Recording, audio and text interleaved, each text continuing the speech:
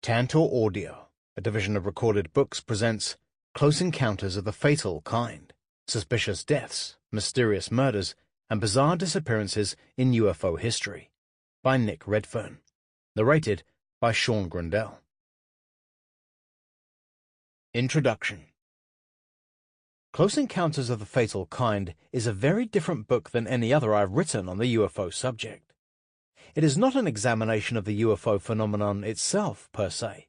Rather, it is a study of the many and varied people who have immersed themselves in the cosmic mystery, only to turn up stone-cold dead, sooner or later, and under deeply suspicious circumstances.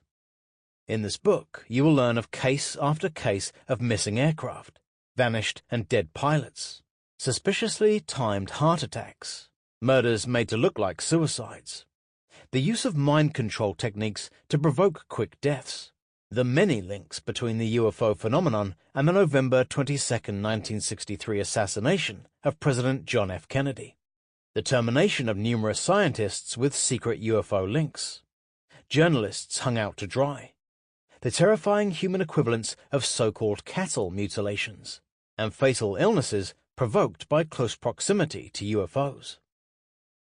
Immersing oneself in the world of the unidentified flying object can be exciting, illuminating, stimulating, and enlightening.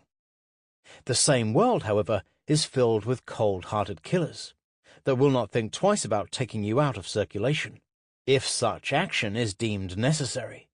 And not all of those cold-hearted killers are human. Chapter 1. From Melting Man to Maury Island. The Grim Reaper comes calling. I hadn't flown more than 2 or 3 minutes on my course when a bright flash reflected on my airplane. It startled me as I thought I was too close to some other aircraft. I looked every place in the sky and couldn't find where the reflection had come from until I looked to the left and the north of Mount Rainier, where I observed a chain of 9 peculiar-looking aircraft flying from north to south at approximately 9,500 feet elevation, and going, seemingly, in a definite direction of about 170 degrees. These words were made by one Kenneth Arnold, an American pilot who had an encounter with a definitive squadron of UFOs at about 3 p.m. on June 24, 1947, while flying near Mount Rainier, in the Cascade Mountains, Washington. It was clear to Arnold that the craft he crossed paths with were hardly of the conventional kind. I thought it was very peculiar that I couldn't find their tails, but assumed they were some type of jet plane. The more I observed these Sample complete. Ready to continue?